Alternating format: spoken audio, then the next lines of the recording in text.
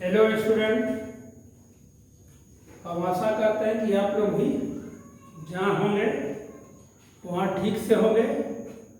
आज हम किरचॉफ का नियम पढ़ेंगे और किरचॉफ के नियम से हर एक साल, चाहे बड़ा क्वेश्चन हो, चाहे छोटा क्वेश्चन हो, चाहे ऑब्जेक्टिव क्वेश्चन हो, कभी कभी तो बड़ा भी क्वेश्चन पूछता है, कभी कभी छोटा भी क्वेश्चन पूछता है और कभी कभी ऑब्जेक्टिव भी तीनों एक साथ पूछ देता है।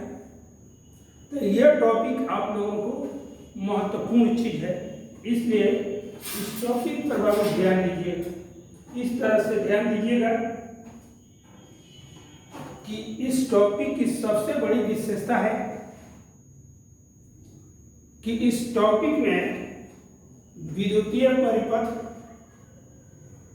के दो नियम है और दो नियमों में दोनों नियम जो है परिपथ के, एक नियम जो है, जो पहला नियम हम बता रहे हैं, इसे संधि का नियम कहते हैं। इस संधि पर अनेक दिशाओं में धारा मिलती है, मिलने का मतलब वहां से जाती है और वहां पर आती भी है।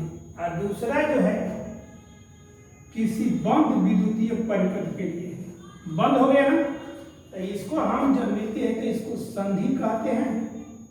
यही में लिखा गया है, धारा के संबंध में निम्नलिखित दो नियम होगा, आकर मिलती हुई धारा तो तथा दूसरे किसी बंद विद्युतीय परिपथ।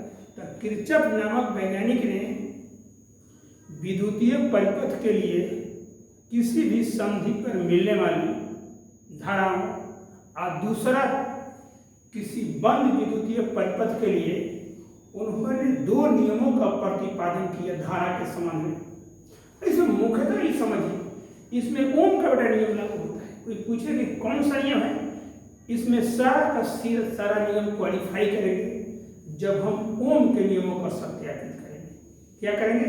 ओम के नियम पढ़िएगा तो ये बंद के लिए होगा, ये परिपथ क्या होगा, बंद होगा। जैसे ए बी सी, ये बंद हो गया, ए बंद करेंगे तो ए बी सी ए, इस तरह में बंद हुआ। बंद करने का मतलब हो कि जहां से चले वहां पर आ जाए। तो दूसरा किसी बंद विद्युतीय परिपथ के संबंध में नियम बना दिया। अब पहला संधि के नियम, तो ये दोनों नियमों में हम एक नियम का जिक्र करेंगे। पहला नियम हम लेकर चलेंगे। तो पहला नियम में देखिए, किरचॉफ का प्रथम नियम, इसे संधि का नियम या किरचॉफ के धारा का नियम कहते हैं। इसे अंग्रेजी में कहते हैं किरचॉफ फर्स्ट लॉ और जंक्शन लॉ और किरचॉफ वोल्टेज लॉ। इसको शॉर्ट में केसीएल भी कहते हैं। क्या कहते हैं? नहीं, केसीएल नहीं, केवीएल भी कहते हैं। क्या कहते हैं? केवीएल भी। के मतलब किरचॉफ, भी मतलब वोल्टेज और एल का मतलब लॉ। तो इस नियम को पहले हम जिक्र करेंगे। तो ये नियम कहता है, इस नियम के अनुसार किसी संधि पर मिलने वाली समस्त धाराओं का बीजगणितीय योग शून्य के बराबर होता है। तो बीजगणितीय योग में होता है, अगर धन रहेगा धन को भी जोड़ेंगे और माइनस रहेगा तो माइनस को भी जोड़ेंगे। तो यही क्या होगा, बीजगणित के संबंध से होगा। फिर से सुनो, किसी संधि पर मिलने वाली समस्त धाराओं का बीजीय योग शून्य के बराबर होता है। तो हम इस पर करेंगे, इस नियम के अनुसार,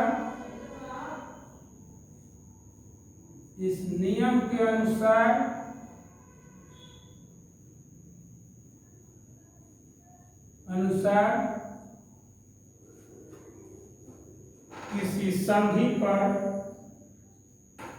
इस नियम के अनुसार किसी संधि पर मिलने वाली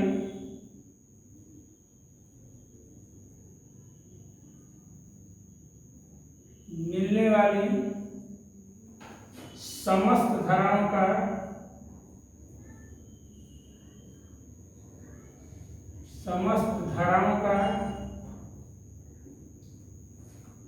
बीजगणितीय योग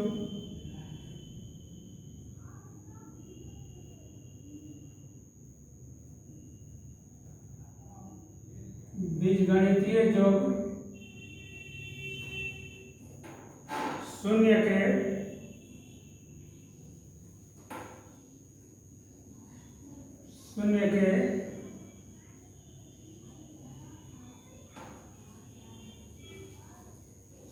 के बराबर होता है, अर्थात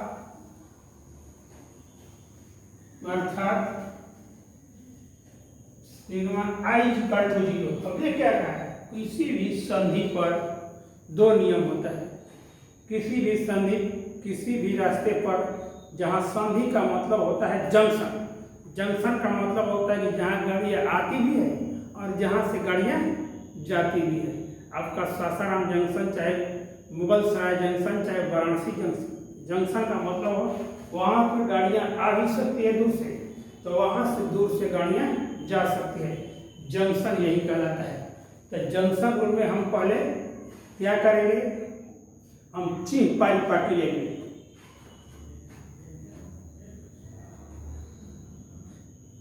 इस नियम के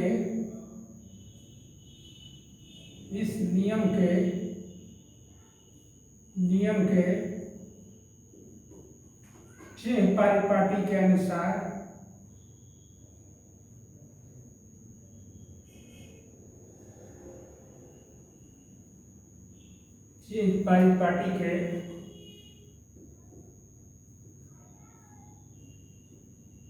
अनुसार अनुसार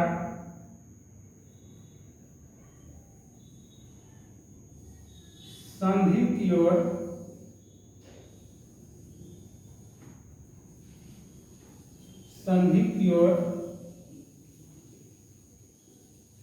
आने वाली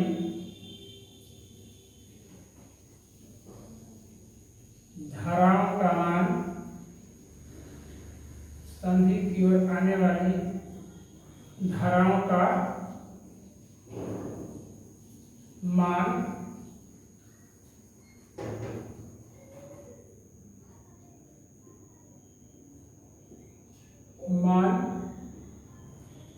धनात्मक लिया जाता है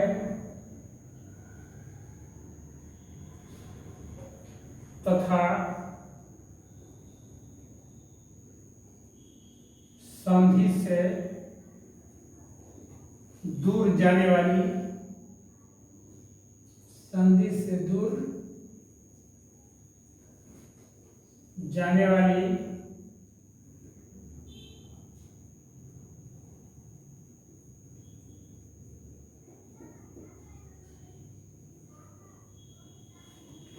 धाराओं का मान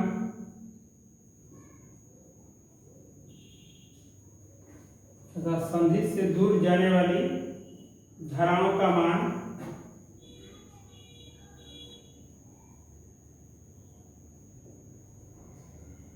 ऋणात्मक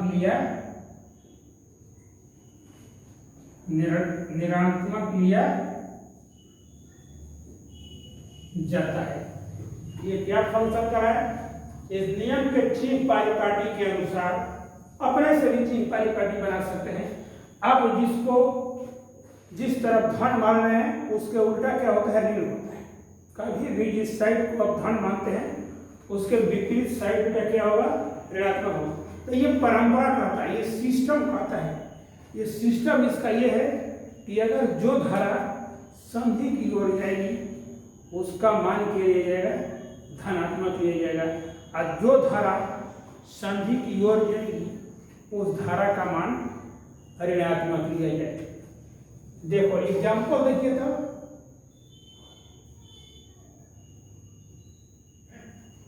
एग्जाम्पल लीजिए, एग्जाम्पल 1 दे दीजिए।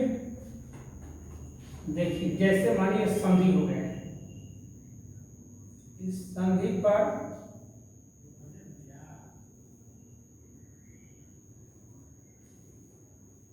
पांच धाराएं हैं। ये धारा इस संधि को हो गया, बेटा क्या हो गया, इस संधि को हो गया, संधि O की ओर I1 धारा जा रही है, संधि O की ओर ही I2 धारा जा रही है, I3 धारा क्या आ रही है, बाहर जा रही है, I4 भी धारा कहाँ जा रही है, बाहर जा रही है, और फिर I5 को क्या कीजिए, जा रही है। ध्यान मिलान कीजिए, क्लियर हो गया। ये धारा संधि की ओर जा रही है, ये भी धारा संधि की ओर जा रही है, ये धारा संधि से दूर जा रही है, ये धारा संधि से दूर जा रही है, और ये धारा संधि की ओर जा रही है। तो हम देखो इसमें लागू कर रहे हैं किरचॉफ के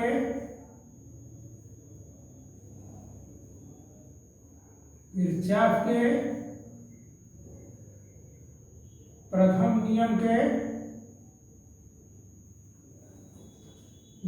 के अनुसार कितना हो जाएगा, I1 प्लस I2, I3 क्या हो रही है, बाहर जा रही है, माइनस I3 माइनस I4, और ये कितना हो जाएगा, प्लस I5। इनका बीजगणितीय योग क्या होगा, इस नियम के अनुसार किसी संधि पर मिलने वाली समधाराओं का बीजगणितीय योग शून्य के बराबर होता है। तो हमने क्या लिख दिया, सुन, इसको ऐसे भी रख सकते हैं या हल करके इसको आराम से इक्वल टू भी लिख सकते हैं। इसलिए कितना हो जाएगा, इसलिए I1 तो बाएं है, I2 भी प्लस है बाएं, अब प्लस I5 को एक तरफ लिख देंगे, I1 I2 और I5 एक तरफ हो गया, और तब कितना हो गया, इक्वल टू I4 I3 लिखिए, I3 प्लस कितना हो गया, I4 इक्वल टू हो गया, ये ऋण उस तरफ जाएगा तो क्या हो जाएगा, धन हो जाएगा।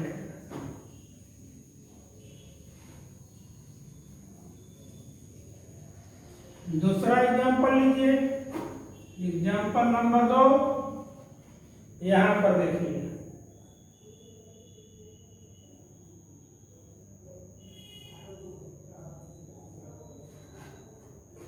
इधर मान लीजिए कि I1 है, यहाँ I2 जा रही है,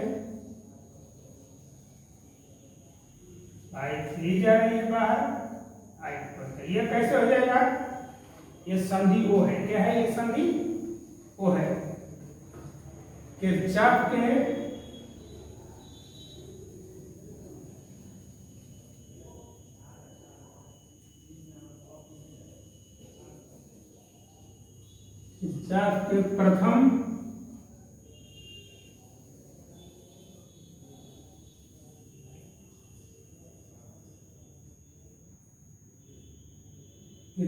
के प्रथम नियम के अनुसार, इसको I1 कर दीजिए, क्या होगा, ये I1 है। किरचॉफ के प्रथम नियम के अनुसार क्या होगा, ध्यान से देखिए, I1 कहाँ जा रही है, संधि की ओर जा रही है, I1 I2 क्या आ रही है, संधि से बाहर जा रही है, तो ये क्या होगा, माइनस I2, I3 भी क्या जा रही है, संधि से बाहर जा रही है, I3, I4 भी क्या होगा, संधि से बाहर जा रही है। तुमको उपाय बता, कहीं ट्रांसफार्मर देखा है ना, ट्रांसफार्मर से 3 फेज निकलते हैं। मान लिया जाए कि ट्रांसफार्मर ये हो गया और ट्रांसफार्मर से 3 फेज निकला है, एक फेज तुम्हारी गली में चला गया इस तरह, है ना, सब लोग अपने अपने घर में ले लेते हैं, अपने अपने घर में ऐसे बाद में ले जाते हैं तो वहां से धारा जाती है ना, तो सब क्या होगा माइनस रहेगा। ये अकेले धारा ज्यादा मात्रा में देता है तो सबका जोगफल, यही जोगफल गड़बड़ हो जाता है ना, यही जोगफल गड़बड़ हो जाता है। तो यहीं पर क्या हो जाता है, दिक्कत हो जाता है। क्या हो जाता है, यहीं पर ये चीज को क्या हो जाता है, दिक्कत हो जाता है, वो फंक्शन काम नहीं करता है।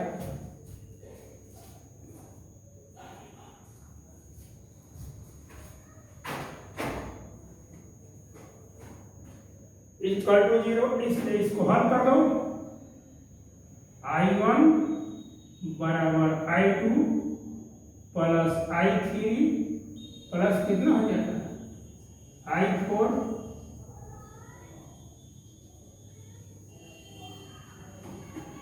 देखो ये किरचॉफ नियम आवेश के बारे में बताता है। जिधर आप जितना आवेश लेफ्ट हैंड साइड उधर तक, कहने का मतलब आवेश का संरक्षण सिद्धांत होता है। क्या है यह नियम? एक नंबर में बहुत पूछता है, नोट लिख देते हैं। ये बहुत काफी एक नंबर यह में पूछता है। यह नियम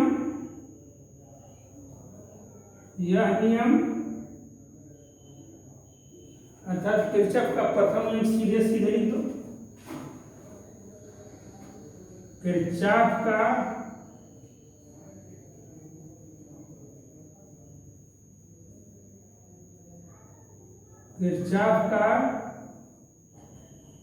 प्रथम नियम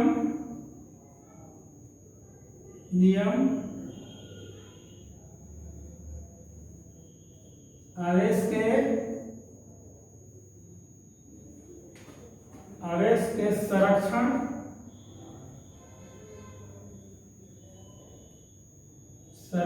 सिद्धांत का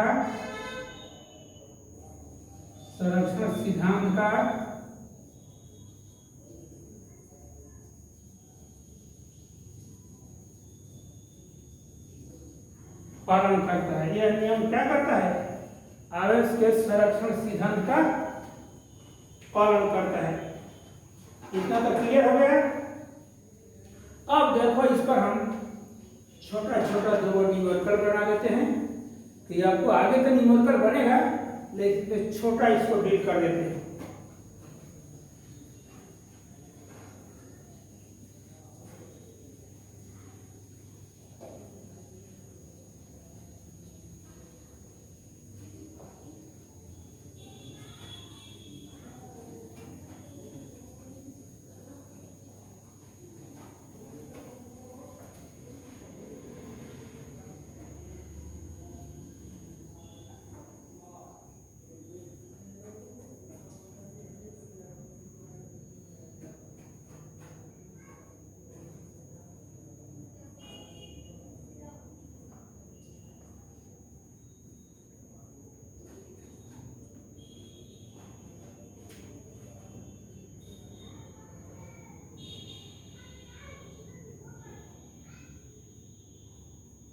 दो न्यूमेरिकल से ज्यादा नहीं बनाएगा, अभी आगे बनाना है न्यूमेरिकल।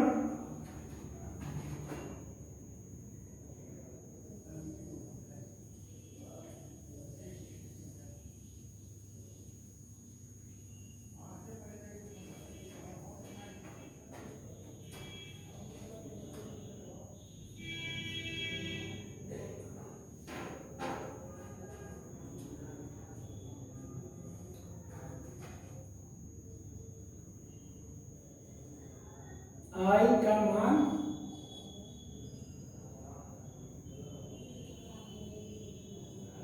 ज्ञात करें। देखो क्या दिया है,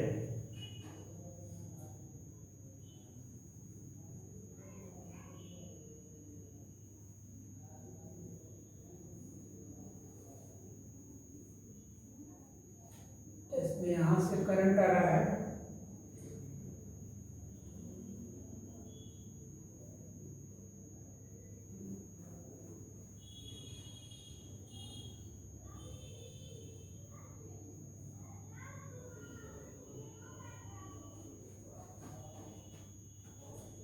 पंद्रह एम्पियर है। ऐसे बात ए बी सी, ये बी है, और देखो यहाँ है ये 8 एम्पियर ऐसे जा रहा है, यहां से कितना आ रहा है 3 एम्पियर, बी से सी है। अब करें किधर I बराबर वाट होगा, क्या होगा I बराबर वाट होगा। तो आपको पहले क्या करना है, आपको क्या करना है, यहां पर इस दिशा में जब करंट जा रही है तो I का मान क्या होगा, क्या होगा, फिगर से आपको यहां पर करंट का मान निकालना है। तो देखो बेटा पहले देखो, अब सोच चालू करेंगे। यहां जब 15 एम्पियर का जा रहा है और यहाँ एडी दिशा में 8 एम्पियर का जा रहा है, तो पहले हमको किस दिशा में निकलना है, ए बी दिशा। क्या करना है, ए बी दिशा में। तो हम ए संधि पर क्या करेंगे, ए संधि के लिए किरचॉफ का प्रथम नियम लागू करें। देखो तो ए संधि पर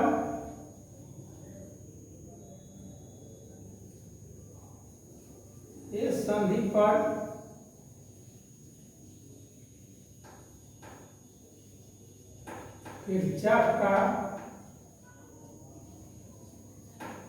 प्रथम नियम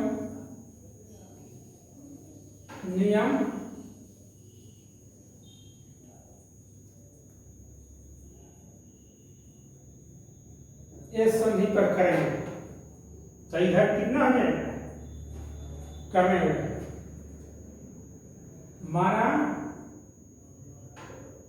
माना कि ए बी दिशा में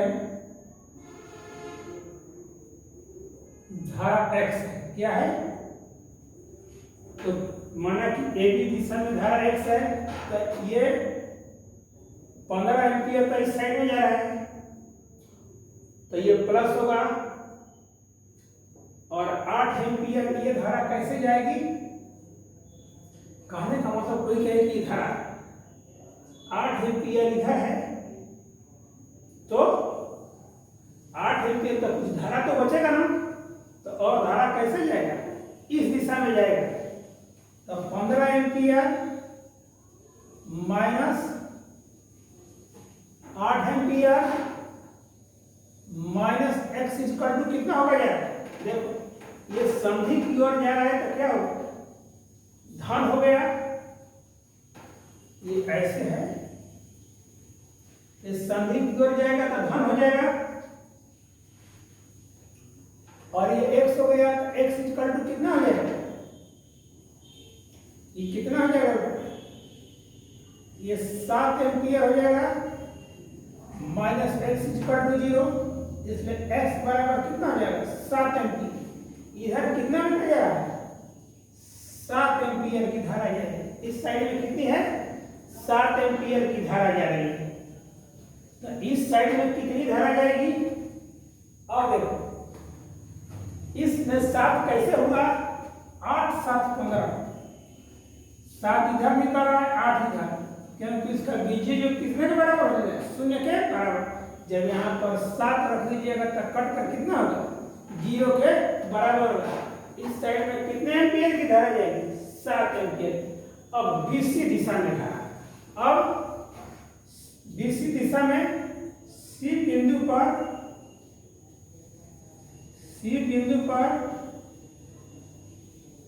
किरचॉफ का प्रथम नियम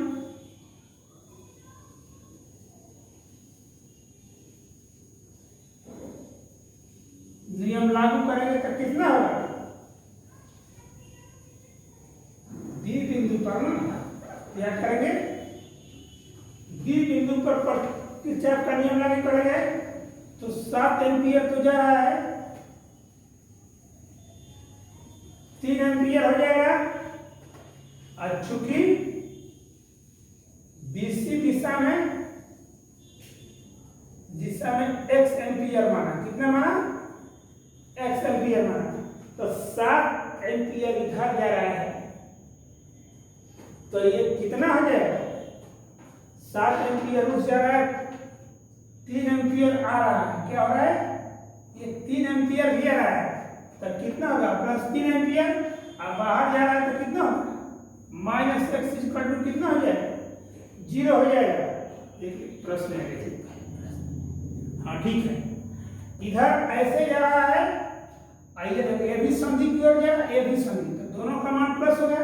लेकिन ये धारा कहाँ जा रही है, संधि से दूर जा रही है, इसलिए कितना होगा, 10 एम्पियर -x = 0।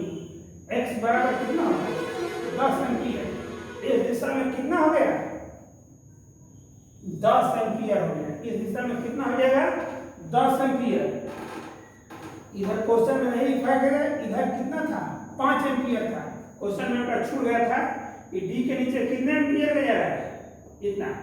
अब हमको क्या करना है, कहाँ निकालना है, हमको निकालना है डी बिंदु पर। जब निकालेंगे तो डीसी दिशा में कितनी धारा जाएगी, क्या होगी, डीसी दिशा में कितनी धारा जाएगी। तो हमको डीसी दिशा में धारा का मान निकालना है।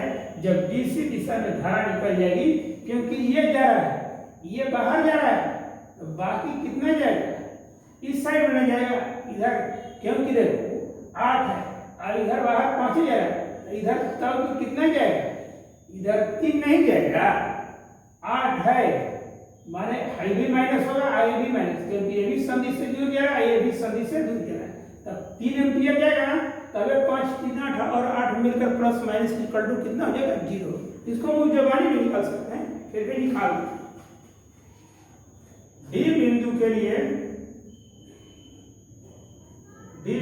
लिए कितना हो जाएगा, डी बिंदु के लिए कितना हो जाएगा, 8 एम्पियर तो प्लस हो जाएगा, 8 एम्पियर प्लस हो जाएगा, माइनस कितना हो जाएगा, 5 एम्पियर, इधर कितना हो जाएगा, -x = 0, कितना हो जाएगा, ये 3 एम्पियर -x = 0, इसलिए x बराबर कितना हो जाएगा, x बराबर 3 एम्पियर। इधर कितना जा रहा है, इसलिए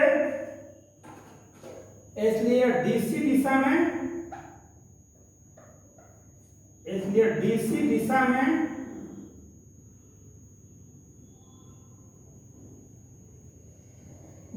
धारा कितना हो जाएगा, 3 एम्पियर। फाइनल कहाँ लाना है, फाइनल लाना है आई का मान। तो देखो सी बिंदु के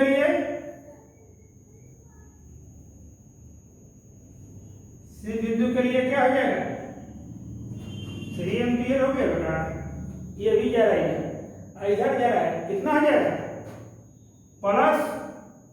+10 एम्पियर हो जाएगा। ये जो संधि की ओर जाएगा वह क्या होगा, धन होगा, और जो संधि से दूर जाएगा, तो ये 3 एम्पियर विसी की ओर आ रहा है, 10 एम्पियर विसी की ओर, लेकिन आई कहाँ जा रहा है, वहां से माइनस, कितना हो जाएगा, आई = 0, इसलिए आई बराबर कितना होगा, आई बराबर हो जाएगा, इसको एक तरफ जोड़ दो, 13 एम्पियर हो गया, माइनस कितना हो गया, -i = 0, इसलिए आई बराबर कितना हो गया, 13 एम्पियर। अब आई का मान कितना हो जाएगा बेटा, 13 एम्पियर के बराबर हो जाएगा। हम दूसरा सवाल ले रहे हैं,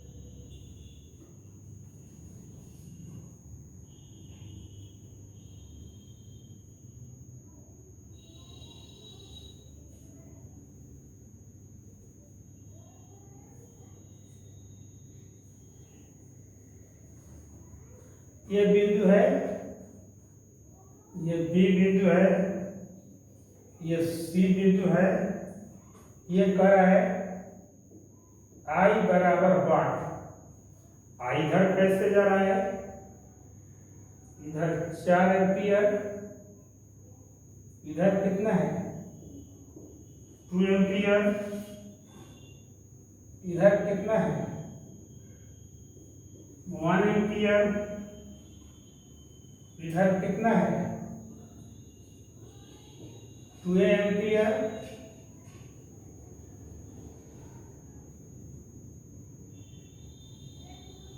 और इधर तो निकालना ही होगा। क्या है, तो पहले हम क्या करेंगे, इतना तो क्लियर हो गया। तो पहले हमको करना क्या है, पहले हमको इसमें करना क्या है, पहले नंबर आप ए बी दिशा में निकालेंगे। क्या होगा, ए बी दिशा में कितना है, ए बी दिशा में धारा, इसको x मान लीजिए, इसको यहाँ धारा y मान लीजिए। ये तो I है, ये कितना है I है। तो I निकालना है तो आपको क्या करना है, ये देख रहे हैं ना, इधर S समधी A के लिए ध्यान से समझते जाइए। समधी A के लिए तो देखिए ये 2A कहाँ जा रहा है, A की ओर जा रहा है, ये क्या है A की ओर, तो ये धन हो जाएगा। ये भी कहाँ जा रहा है 4 एम्पियर A की ओर जा रहा है, 4 एम्पियर किधर जा रहा है A की ओर जा रहा है, तो प्लस कितना हो जाएगा 4 एम्पियर। आइए बेटा कितना है, इस तरफ संधि से जब दो को संधि की ओर आ रहा है तो तीसरा संधि से बाहर अवश्य जाएगा। जब तक बाहर नहीं जाएगा तो आवेश बराबर होगा, कभी आवेश बराबर नहीं होगा। माने आवेश का दीजिए जो 0 के बराबर नहीं होगा। ये माइनस कितना हो गया x इक्वल टू 0, कहने का मतलब दोनों 6 एम्पियर आ रहा है, तब बाहर भी कितना ही निकलना चाहिए 6 एम्पियर। तब 6 एम्पियर और 6 एम्पियर प्लस माइनस करकर कितना होगा 0 के बराबर हो जाएगा। तो ये कितना हो जाएगा 6 ampere minus x equal to 0, इसलिए x बराबर कितना होगा 6 एम्पियर। इसलिए ए बी दिशा में धारा बराबर कितना हो जाएगा 6 एम्पियर। अब किस पर संधि बी के लिए लागू कीजिए, संधि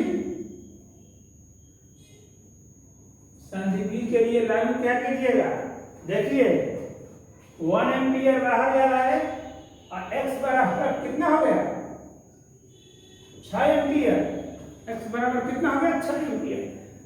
6 एम्पियर जा रहा है, आइए BC की तरफ का होगा, ऐसे ना होगा BC की तरफ ये फंक्शन है, तब BC की तरफ धारा कितनी जाएगी। अब BC का धारा यहां से खुद निकाल सकते, 6 एम्पियर तो यहाँ जा रही है, ये भी बाहर जा रही है, ये भी बाहर जा रही है, तो 6 जब जा रही है, इसका 1 एम्पियर है, इसका 5 एम्पियर ऐसे ही होते हैं। क्या होगा देखो 6 एम्पियर हो रहा है, तो दोनों को मिलाकर जब बाहर 6 एम्पियर नहीं निकलेगा तो 0 के बराबर होगा, कभी 0 के बराबर नहीं होगा। ध्यान दो यहाँ पर तुमको डायरेक्ट निकालना होगा BC दिशा में, कैसे होगा, हम 5 एम्पियर कैसे करें, 6 एम्पियर तो BC बी बिंदु की ओर जा रही है और 1 एम्पियर इससे निकल गया बाहर, और कितना बाहर निकलेगा 5 एम्पियर बाहर निकलेगा। फिर भी तुम देखो 6 ampere plus 1 ampere minus 1 ampere कितना होगा, बाहर जा रहा है माइनस 1 एम्पियर माइनस कितना हो जाएगा y इक्वल टू कितना होगा 0 होगा। देखो ये ऐसे जा रहा है तो प्लस हो गया, ये ऐसे जा रहा है तो माइनस होगा, ये भी ऐसे जा रहा है तो माइनस, इक्वल टू कितना होगा जी, तो ये कितना हो जाएगा 5 ampere minus y equal to 0, इसलिए y बराबर कितना हो जाएगा 5 एम्पियर। तो इधर कितना हो गया 5 एम्पियर की बराबर हो गया।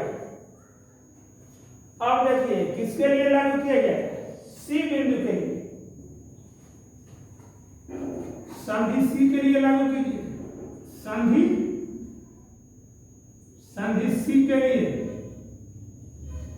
इसलिए बीसी दिशा में धारा कितना हो जाएगा, बीसी दिशा में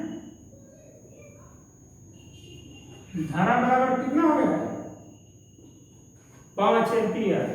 संधि सी के लिए, संधि सी के लिए कितना हो जाएगा, बीसी आ रहा है ना, बीसी देखो बेटा 5 एम्पियर तो आ रहा है, 5 एम्पियर जा रहा है, 2 एम्पियर इधर भी ऐसे है, क्या है इस तरह। तो क्या होगा, 5 ampere minus 2 ampere, I minus I equal to कितना हो जाएगा, 0 हो जाएगा। कितना हो जाएगा, 0 हो जाएगा। 5 एम्पियर 2 एम्पियर और ये कितना हो जाएगा, 3 ampere equal to 0। I minus है, किस तरह से पूछना, अरे आई बेटा किसका डायरेक्शन ऐसे है, क्वेश्चन में क्या है, इस तरह डायरेक्शन, क्या है इस तरह डायरेक्शन है। देखिए क्वेश्चन इसका डायरेक्शन पे हम भूल गए थे, इसका डायरेक्शन इधर है, मान ये भी धारा ऐसे जा रहा है, ये भी धारा और ये धारा भी कनेक्ट है। आई का मान कितना होगा, अब ध्यान दीजिए, ये 5 एम्पियर हो जाएगा प्लस आई माइनस 2 हो जाएगा, आई प्लस कितना हो जाएगा, आई इक्वल टू 0। इसको घटाइएगा तो कितना होगा, 3 ampere plus I equal to 0। इसलिए आई बराबर कितना हो जाएगा, माइनस 3 एम्पियर। इसमें क्या होगा, आई का मान होगा माइनस 3 एम्पियर के बराबर हो जाएगा। और कोई दिक्कत तो आपको कुछ ही बहुत हल्का चीज है, आपको कोई दिक्कत नहीं होनी चाहिए।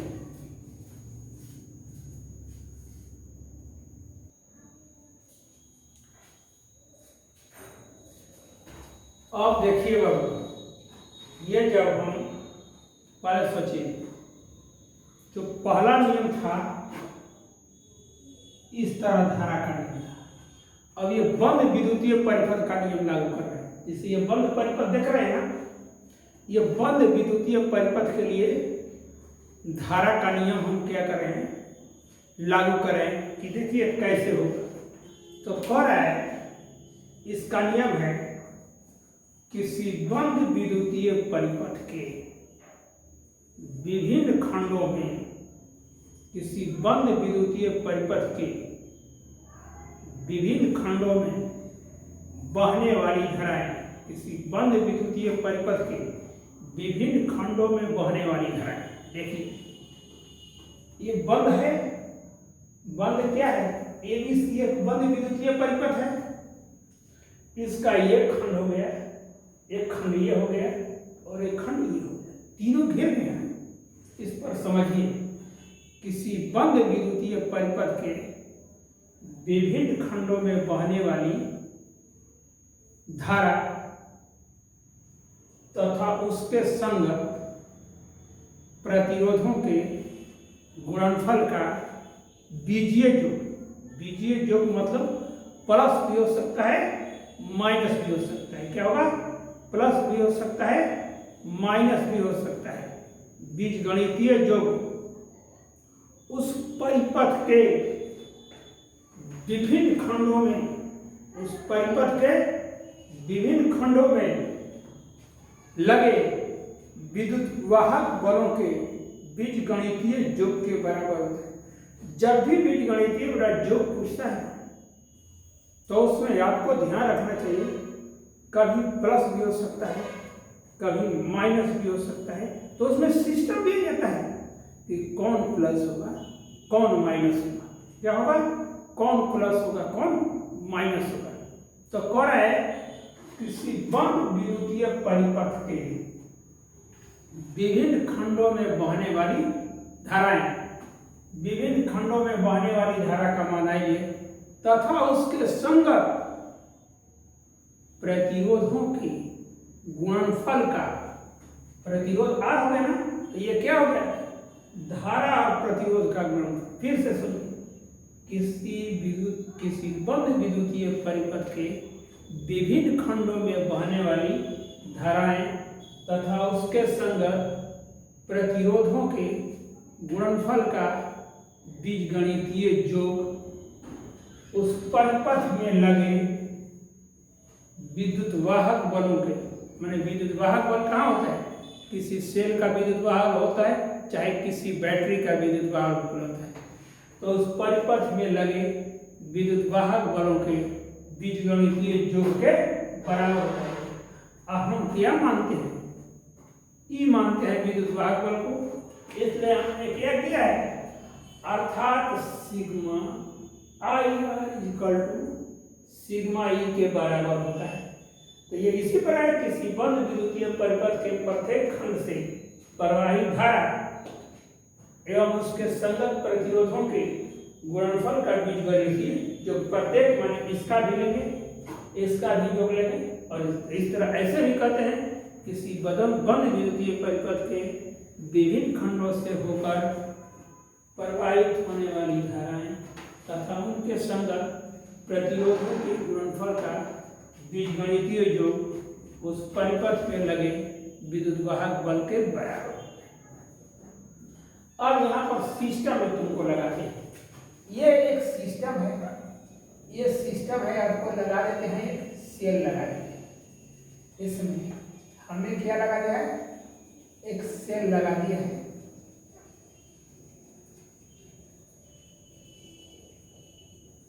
सेल लगा दिया है, क्या कर दिया है, एक सेल लगा दिया है, ये धारा ऐसे आ रही है, सेल लगा दिया है, और सेल का विद्युत वाहक बल कितना है, ई है। तो ये सिस्टम कर रहा है कि इसका अपना सिस्टम के अनुसार हम क्या करेंगे, इसका चिन्ह परिपाटी होगा। तो क्या है, ये चलने का तरीका है, क्या होता है, इस परिपथ में आपको इच्छा है माना ऐसे चले, ऐसे चलेंगे तो ये तो यहाँ तक पहुँचा देगा, लेकिन ये धारा आपको रोक देगा कि नहीं।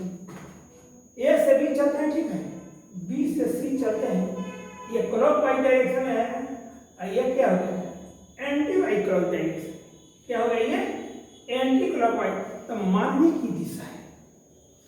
यदि इस सिस्टम में दो नियम हैं, यदि किसी बंद विद्युतीय परिपथ में प्रतिरोध की दिशा में, माने किसी प्रतिरोध में, यदि किसी बंद विद्युतीय परिपथ के प्रतिरोध में धारा की दिशा यह है, धारा की दिशा में चलने पर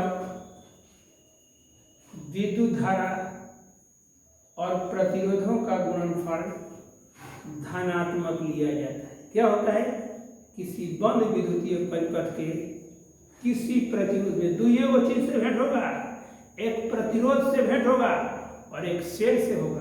पहले ध्यान दीजिए, किसी बंद विद्युतीय परिपथ के प्रतिरोध की ओर से धारा की दिशा में, प्रतिरोध की ओर से धारा की दिशा में चलने पर I तथा R, माने धारा और प्रतिरोध का गुणनफल धनात्मक लिया जाता है, और जस्ट इसके विपरीत दिशा में चलने पर प्रतिरोध और धारा का मान ऋणात्मक लिया जाता है। देखो यहाँ से है ना, धारा ऐसे क्या लेना, तो I1 और R1 का गुणनफल, I1 R1 का गुणनफल क्या हो जाएगा, धन हो जाएगा, I2 और R2 का गुणनफल भी क्या होगा, धन चीज होगा। लेकिन जैसे ही ऐसे आते हैं तो क्या कर रहा है, जैसे ऐसे आते हैं ना, तो हमको क्या मिल जाता है, ये प्रतिरोध के विपरीत हो गया ना, धारा की दिशा के क्या हो गया, धारा के दिशा में विपरीत। तो ये कितना होगा, -I3R। अगर प्रतिरोध में हम बेटा चलते हैं और धारा की दिशा में चलते हैं तो हमेशा धन लिया जाएगा, लेकिन जैसे ही धारा के विपरीत दिशा में चलते हैं तो ये सिस्टम।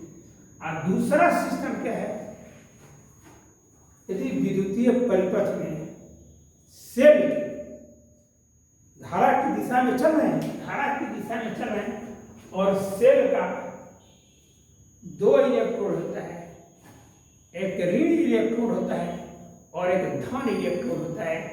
जब ऋण इलेक्ट्रोड की ओर से चलेंगे तब विद्युतवाहक बल का मान क्या होगा, धनात्मक होगा। और जब धन इलेक्ट्रोड से चलेंगे तब क्या होगा, अब जा रहे हैं और धन इलेक्ट्रोड की ओर से धारा ऐसे जा रही है और धन इलेक्ट्रोड अगर पड़ जाएगा तो ऋण हो जाएगा और ऋण इलेक्ट्रोड पड़ जाएगा तो धन होगा। तो अभी हमने कैसे चलाया है, हम चल रहे हैं ऐसे चल रहे हैं तो हमारी क्या मिलेगा, ऋण से धन, या ई का मान कितना हो जाएगा, प्लस। ई का मान क्या होगा, प्लस। और तब इक्वल टू कितना हो जाएगा, ई प्लस होगा। अगर ऐसे होगा, जब हम ऐसे चलते हैं, हमारे चलने का तरीका क्या है, ऐसे चल रहे हैं तब, कुछ समझे। और देखिए आप ऐसे चल कर देख रहे हैं, क्या है, अगर हम ऐसे चल रहे हैं, पहले हमारा चलने का तरीका था ABCA, बंद परिपथ कैसे बनाए, और देखना अगर ऐसे चलेंगे सिस्टम में तो रिजल्ट वही होगा। ऐसे चलने में सिस्टम वही है। जब किसी बंद विद्युतीय परिपथ में प्रतिरोध की ओर धारा की दिशा में चलते हैं तब प्रतिरोध और धारा का गुणनफल धनात्मक होता है, और जैसे ही हम धारा के विपरीत होते हैं तो प्रतिरोध और धारा का गुणनफल ऋणात्मक होता है। क्लियर। अब इलेक्ट्रोड पर आइए। जब हम किसी बंद विद्युतीय परिपथ में सेल के इलेक्ट्रोड की दिशा में चलते हैं, इलेक्ट्रोड की तरफ से चलते हैं, तो जहाँ ऋण इलेक्ट्रोड पड़ता है तो विद्युतवाहक बल का मान धनात्मक होता है, और जहाँ धन इलेक्ट्रोड पड़ता है तो क्या होता है, विद्युतवाहक बल का मान।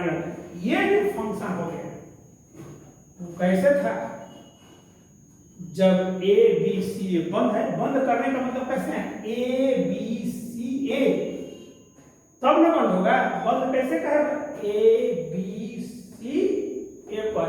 अब हम आपको उल्टा चलाते हैं, देखना रिजल्ट यही है, ACB एक की तरफ चलिए तो ऐसे एकदम धारा 3 जा रहा है, तो I3 R3 का मान क्या होगा, धन हो गया। क्या होगा, I3 R3 का मान क्या होगा, धन हो गया। लेकिन बताओ तो हमको कौन इलेक्ट्रोड पड़ रहा है, धन इलेक्ट्रोड। तो पहले इलेक्ट्रोड की कहानी छोड़ देंगे और किसके बाद हम चलेंगे, बराबर का चिन्ह लगा। बराबर होता है ना विभिन्न खंडों में प्रवाहित धारा तथा प्रतिरोध का गुणनफल उस परिपथ में लगे सेल के विद्युतवाहक बल के बीजगणितीय जो के बराबर हम बराबर। अब इस सभी का नहीं, तो एक तरफ क्या करते हैं, ये प्रतिरोध और धारा का गुणनफल लीजिए और बाद में विद्युतवाहक बलों को सजा ऐसे ही कर। अब हम किसके बारे में चल रहे हैं, आई और आर के बारे में चल रहे हैं। तो देखो I3 और R3 क्या है, ऐसे जा रहा है प्रतिरोध की ओर से, तो इसका तो मान धनात्मक हो जाएगा। अब इसको इग्नोर करोगे, अब इस सेल के बारे में हम नहीं सोच रहे। इस पर आइए, देखिए उल्टा हो गया, हम जाना चाहते हैं ऐसे, चिन्ह हो गया उल्टा, तो ये क्या हो जाएगा, -I2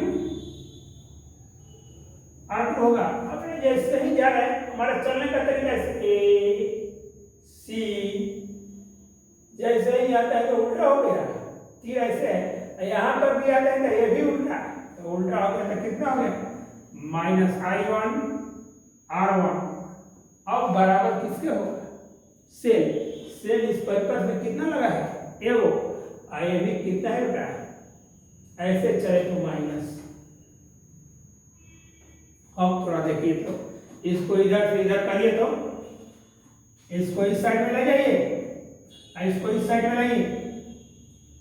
I1 R1 plus I2 R2 minus I3 R3।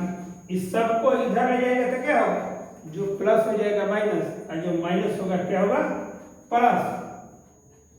इसको इधर लाएंगे तो क्या होगा, इसको इधर लाएंगे तो ई हो जाएगा, इसको इस साइड में ला दीजिए, इसको सीधे सीधे लिखो I1 R1 I2 R2 I3 R3 बराबर ही हो गया। अब देखो ये तो वही है बयान बाबू। तो आपको कुछ नहीं सोचना है, आपको चलने का तरीका मालूम करना है कि हम कैसे चलेंगे और कैसे नहीं चलेंगे, ठीक ना। अब यहाँ देखिए सब ध्यान दीजिए।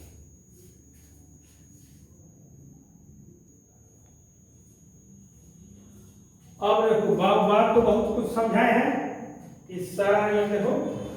अब इसी तरह जो नियम बताए उधर हम नियम का पालन करके चल रहे हैं। बंद परिपथ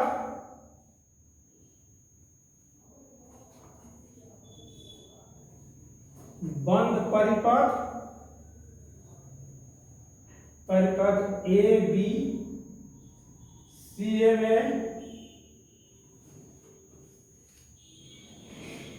बंद परिपथ ए बी सी ए में क्या हम कहे हैं, अब हम चल रहे हैं ऐसे।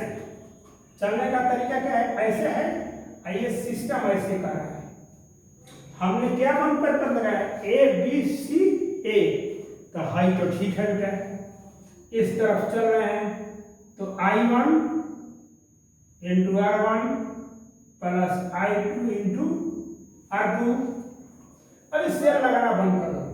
सेल अभी सोच रहे हैं कि नहीं लगे, एक बिना सेल का समझा रहे थे कि भी बंद विद्युतीय परिपथ में सेल रहता है तो सेल नहीं भी रहता है। आज से जान लो, किसी बंद विद्युतीय परिपथ में कभी आपको सेल मिलेगा तो कभी सेल नहीं मिलेगा। उस परिस्थिति में क्या करेंगे, तो ये तो देख रहे हो, ये तो रास्ता रोक दिया, ये जा रहा है यहाँ से, लेकिन कहता है कि बढ़िए मात, जहाँ तुमको रख देगा प्रतिरोध वाला केस में, तो वहां क्या होगा माइनस। जो कहता है कि सीधे रास्ता से चलते जाइए, तो वो ध्यान है आपको चलने के तरीका पर बेटा निर्भर। क्या है, आपके चलने के तरीका पर निर्भर है। तो ये धर कितना हो जाएगा minus I3 R3 equal to 0। चूंकि इस बंद परिपथ में कोई सेल नहीं है, कोई सेल नहीं है।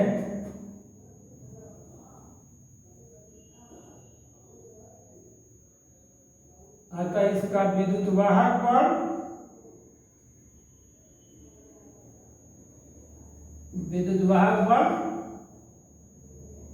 शून्य होगा, अर्थात सिग्मा ई इक्वल टू कितना होगा 0 होगा। ये कंक्लूजन बता, जब कोई सेल नहीं रहता है तो इक्वल टू कितना लिख देना है 0 लिख देना है। इतना तो समझ में, ये धन होगा ये धन होगा, ये क्या होगा माइनस। इक्वल टू 0 क्यों हो गया, क्योंकि कोई सेल में विद्युत वाहक बल नहीं लगा हुआ है। अब तो दूसरा एग्जांपल देखिए।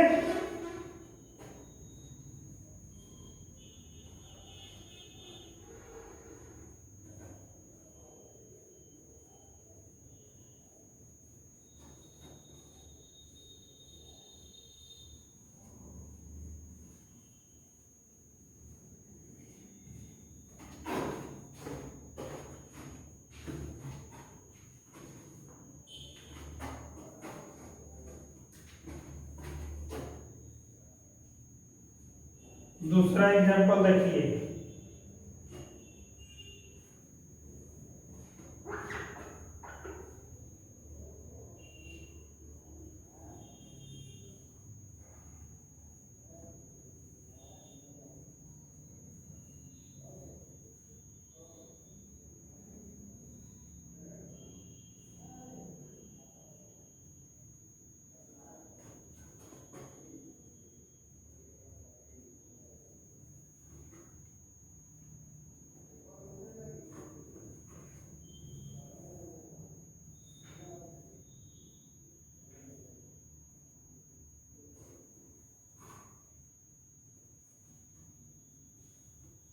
ये I1 हो गया, ये I2 हो गया, ये I3 हो गया। ये प्रतिरोध कितना हो गया? R1 हो गया, R2 हो गया, ये कितना है? R3। इसमें धारा ऐसी आ रही है, इसमें धारा ऐसी आ रही है, और इसमें धारा ऐसी आ रही है। तो सिस्टम बनाएंगे A B C। अब चलना कैसे पसंद करेंगे? आप इस तरह भी चल सकते हैं और इस तरह भी चल सकते हैं। किसी तरह चलिएगा, नियम आप पालन कीजिए। आए फिर एक बार उल्टा सीधा दोनों समझा देते हैं। आपको विचार ऐसे चले, ये कहता है कि हम तो आपको जाने नहीं देंगे। आप चल रहे हैं, जहां उसको विपरीत चिन्ह है आपको रोक देगा। रास्ते में घर का आदमी नहीं है, जबरदस्ती उसको ढकेल कर चला जाइएगा। वैसे नहीं होता है इस सिस्टम में। इसमें सिस्टम में होता है कि रुकना है तो आपको रुकना है। अब देखिए, हमने चलने का तरीका ऐसे ही बनाया है। अब पहले किसको सजाएंगे? प्रतिरोध और धारा के ग्रंथ को। इसके बाद किसको हम करेंगे? विद्युत वाहक। देखो बेटा, पहले हम ऐसे चल रहे हैं तो ये वाला क्या होगा? देखो कह रहा है किसी परिपथ, किसी प्रतिरोध के अनुदिश, किसी प्रतिरोध के अनुदिश धारा की दिशा में चलने पर, किसी प्रतिरोध के अनुदिश धारा की दिशा में चलने पर धारा और प्रतिरोध का गुणनफल धनात्मक होता है तथा विपरीत दिशा में चलने पर ऋणात्मक। उस सारी बातों को कभी कभी भूल जाना चाहिए। अब चलने का दिशा बनाइए और धारा और प्रतिरोध का मान क्या हो जाएगा? गुणनफल 0 होगा। और जैसे ही धारा के विपरीत आइएगा माइनस हो जाएगा। थोड़ा देखिए, इसका कितना हो जाएगा? बंद परिपथ A B C। बंद तभी ना होगा, A B C ए बेटा करेंगे तब बंद होगा। ये नहीं कि कभी A B C त्रिभुज हो गया, बताओ तो बंद होगा? A B C पर आइए, ये छूट गया ना। तो फिजिक्स में ऐसे नहीं होता है, बंद पूरा हो गया A B C में। देखो तो I1 R1 plus I2 R2, ये देखो रोक दिया है ना, रोक दिया तो कितना हो जाएगा? I3 R3 बराबर लगा तो बिना सोचे समझो। अब किसके पास पहुंचो? सेल के पास। इसमें एगो तो सेल है, क्या एगो सेल है? कैसे चले थे? अब चले थे कैसे? अब चले थे ऐसे चले थे। क्या चले थे? ऐसे चले थे। तो धन बड़का धन कहलाता है और छोटा क्या कहलाता है? माइनस कहलाता है। तो धन तो बेटा पहले पड़ गया, और धन जब पहले पड़ गया, तो धन जब पहले पड़ गया तो क्या है? धन इलेक्ट्रोड से ऋण इलेक्ट्रोड की ओर जाएंगे। धन इलेक्ट्रोड से देखो, किसी सेल के अनुदेश ऋण इलेक्ट्रोड से धन इलेक्ट्रोड की ओर चलने पर विद्युत वाहक बल धनात्मक तथा धन इलेक्ट्रोड से धन इलेक्ट्रोड से ऋण इलेक्ट्रोड की ओर चलते हैं। बड़ा धन होता है और छोटा क्या होता है, माइनस होता है। तो ये कितना होगा बेटा, माइनस ई हो जाएगा एगो फंक्शन। अब उल्टा थोड़ा चल लेते हैं। अब उल्टा सीधा एक समान करना है, तुमको सिखा रहे हैं, यही सीखोगे आज तो तुम्हारे न्यूमेरिकल बनाने में आगे कोई परेशानी। इसलिए इस टॉपिक में हम थोड़ा जानबूझकर देर कर रहे हैं कि आप इसको कर लीजिए। तो समझा कि परीक्षाएं में आते देर करने का मुख्य उद्देश्य यही है। देखिए अथवा देखो हम कैसे कर रहे हैं। अब हम करेंगे, वो करेंगे नहीं सर हम ऐसे नहीं चलेंगे, ऐसे चलो। हम कैसे चल रहे हैं, ऐसे बंद परिपथ AC BL।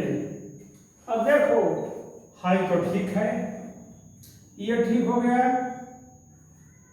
I3 R3 तो बेटा एकदम परसेंट में ठीक हो गया, क्योंकि प्रतिरोध में हम धारा की दिशा में चल रहे हैं, धारा की दिशा में चल रहे हैं, कोई दिक्कत। लेकिन जैसे ही C से कहते हैं हमारा विरोध हो गया, ये कहता है कि हम तुमको जाने नहीं देंगे, तो क्या होगा, माइनस हो जाता है। माइनस कितना हो गया, I2 R2। हाई देखो क्या कर रहा है, ऋण इलेक्ट्रोड से धन इलेक्ट्रोड, देखो क्या कर रहा है,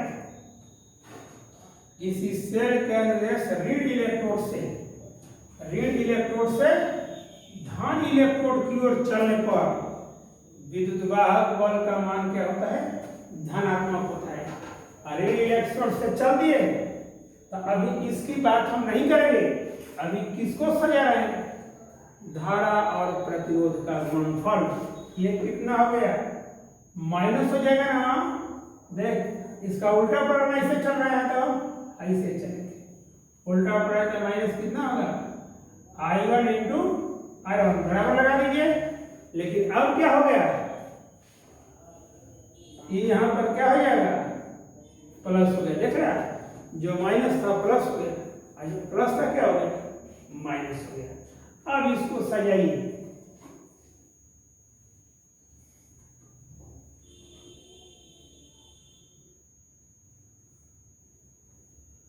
I1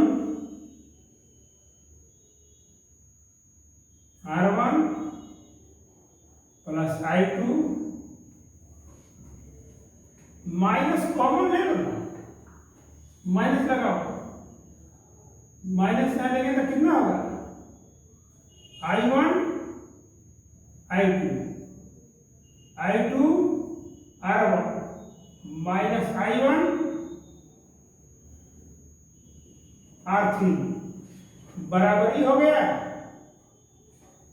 माइनस उधर भेज दो ना, थोड़ा इस साइड में माइनस कर दो, इसलिए I1 I2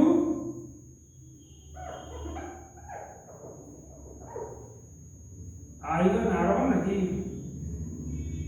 I1 R1 plus I2 R2 minus I3 R3। देखो इस माइनस को कहाँ कर दो, यहाँ कर दो।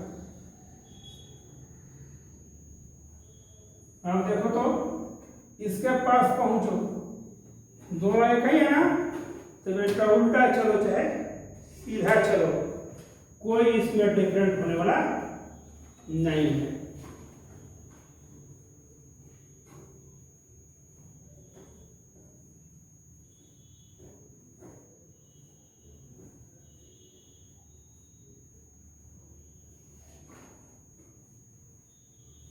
अब तुम समझ में आ गया तुम लोगों को बढ़िया से, इसमें कोई सोचने का, इसमें सोचता है कि 3-4 को एग्जाम्पल बता दें कि आपको कोई परेशानी ही नहीं हो।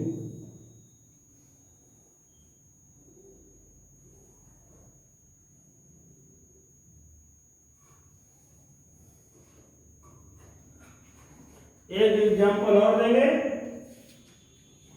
देखते रहिए आप। तीसरा एग्जाम्पल लीजिए,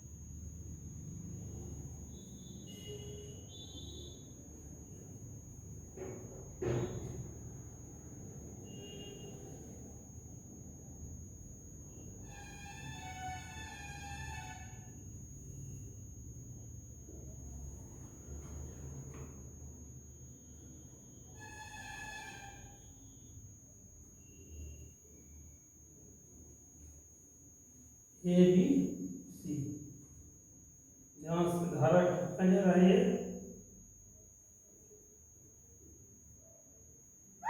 ये ऐसे चला धारा,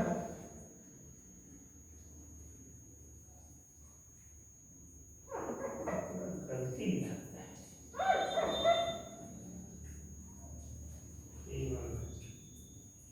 I2 है, I2 है। अब चलने का तरीका बनाएंगे। क्या किया जाए, आप दो तरीके से चल सकते हैं और यहाँ इसका कॉम्बिनेशन करेंगे। आप कितने तरीके से चल सकते हैं, आप चल सकते हैं ऐसे चलना शुरू करिएगा तो यहाँ पहुंच सकते हैं। ये डायरेक्शन कैसे कहलाता है, ये डायरेक्शन ऐसे कहलाता है। अब चलने का तरीका कैसे बना रहे हैं, ऐसे करना है। और ये क्या करता है, अगर ऐसे चल रहा है तो कहता है कि तुमको जाने होने नहीं देंगे, वहीं पर क्या करता है, कनेक्ट कर देता है। तब इसको देखिए, चलने का बंद परिपथ कैसे लगाएंगे, बंद परिपथ, बंद परिपथ सी ए बी सी में आइए, सी ए बी सी ए में आइए, सी ए बी सी में। अब यहां से जा रहे हैं तो ये तो सही है, कैसे जा रहे हैं, प्रतिरोध के साथ धारा की दिशा में जा रहे हैं। बेटा कितना होगा, I3R3, किसी प्रतिरोध के अंदर धारा की दिशा में चलने पर धारा और प्रतिरोध का गुणनफल क्या होता है, शून्य के। ये कहां का सूत्र है, यहां से धनात्मक होता है, सही। ये भी सही रास्ते से जाए। अब इस सेल के बारे में मत सोचिए, इसका मान विद्युत वाहक बल कितना है, E1 है, और इसका विद्युत वाहक बल कितना है, E2 है। तो क्लियर हुआ। अब I3R3 ये कितना होगा, प्लस I1 R1। एकदम आइए तो देखिए उल्टा हो गया, उल्टा हो गया तो कितना आ गया, माइनस I2 R2। अब बिना सोचे समझे इक्वल टू लगा दें, क्योंकि धारा और प्रतिरोध का गुणनफल, क्योंकि यहाँ पर ये विपरीत दिशा में चलने पर क्या होता है, ऋणात्मक होता है। कहाँ वाला आ रहा है, विपरीत, यहाँ ये आए I2 R2 बेटा क्या हो गया, ऋण हो गया। और यहाँ से चलते सी से चलिए, ये ऋण से जा रहे हैं ना, ऋण से जब विद्युत धारा गुजरता है तो वह धनात्मक होता है। E1 का मान क्या हो गया, धनात्मक हो गया। लेकिन जैसे ही ऐसे आते हैं ना तो किस पर प्रेस कर देते हैं, धन इलेक्ट्रोड से ऋण इलेक्ट्रोड। आइए कितना हो गया, E2 सजा लीजिए। इसलिए I1 R1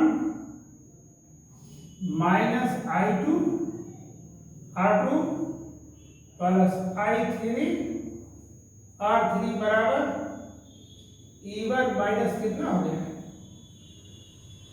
E2 हो गया। इतना में आपको तो कोई परेशानी होने वाला नहीं होना चाहिए।